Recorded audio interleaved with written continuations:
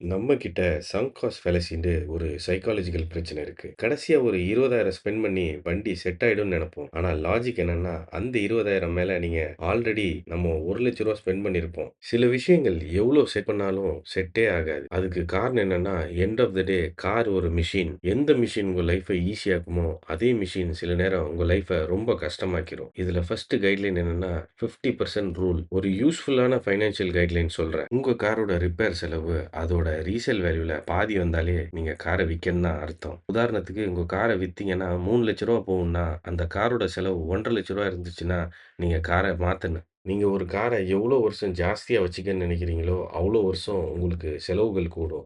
ஏன்னா, மார்க்கெட்ல பார்ட்ஸ் கிடைக்காது. டெய்லி காலையில வண்டி ஸ்டார்ட் ஆகுமாங்கிற ஆங்ஸைட்டி உங்க எனர்ஜிய சாகடிச்சுரும். கான்ஸ்டன்ட்டா மெக்கானிக் ஷெட்டுக்கு எடுத்துட்டு போயிட்டு இருந்தா, உங்க நேரம் அநியாயத்துக்கு வீணா போயிரும். அன்லெஸ் அந்த வண்டி உங்களுக்கு ஸ்பெஷலா இருந்தா மட்டும் தான் நீங்க அத வச்சுக்கிடணும். இல்லாட்டி செலவு பண்றதுல அர்த்தமே கிடையாது. அடுத்தது பெரிய ப்ராப்ளம்க்கும், சின்ன ப்ராப்ளம்க்கும் உள்ள டிஃபரன்ஷியேஷன பார்ப்போம். நெறைய புது கார் ஓனர்ஸ்க்கு மெயின்டனன்ஸ்க்கும், ரிப்பேருக்கும் உள்ள வித்தியாசம் தெரியாது. மெயின்டனன்ஸ ரிப்பேர்ன்னு சொல்லுவாங்க. ரிப்பேர மெயின்டனன்ஸ்ன்னு சொல்லுவாங்க.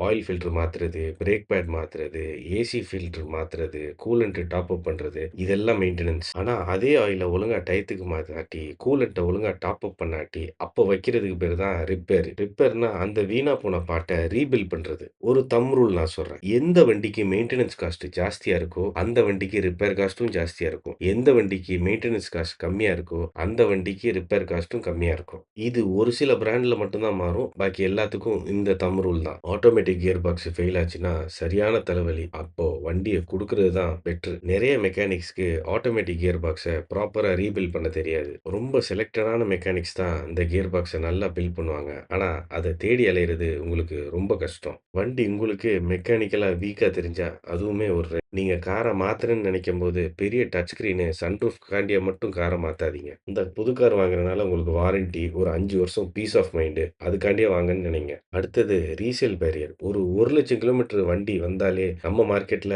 ஒரு சைக்காலஜிக்கல் பேரியர் இருக்கு. அந்த மைல்ஸ்டோன தொட போனாலே, ரீசேல் வேல்யூ சடனா டிராப் ஆயிரும். இப்போ நீங்க ஒரு கரெக்ட்டான முடிவு எடுக்கலாம். ஒண்ணு வண்டிய வித்துறலாம். இல்லாட்டி அதுக்கு அப்புறம் ஒரு 50 நேரம் ஓட்டிட்டு வைங்க. 2க்கும் நடுவுல மாட்டிக்காதீங்க. காருக்கு அப்புறம் நல்ல வேல்யூ கிடைக்காது. காருக்கு நல்ல ரீசேல் வேல்யூ வேணும்னா, காரு நல்ல கண்டிஷன்ல இருக்கும்போதே வித்துருங்க. ரிப்பேர் பில்ல கையில வச்சுக்கிட்டு நல்ல கண்டிஷன்ல இருக்குன்னு சொன்னா யாருமே நம்ப மாட்டாங்க. யூஸ்டு கார் பிரைஸஸ் பீக்ல இருக்கும்போது செல் பண்றது தான் ஸ்மார்ட் மூவ். புது காருக்கு வெயிட்டிங் பீரியட் ஜாஸ்தி இருந்தா, பழைய காருக்கு எக்ஸ்சேஞ்ச் போனஸ் போட்டு வைங்க. காரு நல்ல கண்டிஷன்ல இருந்தாலும் சில நேரம் நீங்க அப்கிரேட் பண்ணி தான் ஆகணும். ஏன்னா, இப்போ கரண்ட்டா உங்க லைஃப் ஸ்டைலுக்கு அந்த காரு செட் ஆகணும். நீங்க பேச்சுலரா இருக்கும்போது ஒரு காம்பேக்ட் கார் வாங்கியிருப்பீங்க. இப்போ பெரிய ஃபேமிலியா இருக்கும்போது உங்களுக்கு வேற கார் ரெக்வயர்மென்ட் மாறிரும். அடுத்தது சேஃப்டி கேப்ஸ். ஓல்டு கார்ஸ்ல மாடர்ன் சேஃப்டி ஃபீச்சர்ஸ் இருக்காது. ABS, ESP, 6 air bags. So உங்க கார்ல இந்த நான் நெகோஷியபிள் சேஃப்டி ஃபீச்சர்ஸ் இல்லாட்டி கண்டிப்பா அப்கிரேட் பண்ணணும். அடுத்தது கம்யூட். நீங்க இவ்ளோ நாளா சிட்டில ஓட்டிட்டு இருக்கலாம். ஆனா இப்போ உங்க ஜாப் ஹைவேஸ்ல டிரைவ் பண்ண டிமாண்ட் பண்ணுச்சுன்னா, அதுக்கேத்தாப்ல உங்க கார் சாய்ஸ செலக்ட் பண்ணிக்கிடுங்க. அடுத்தது ஃபியூல் எஃபிஷியன்சி. நீங்க பழைய கார வாங்கியிருந்து மைலேஜ் ஒழுங்கா தரலன்னு ஃபீல் பண்ணியிருக்கலாம்.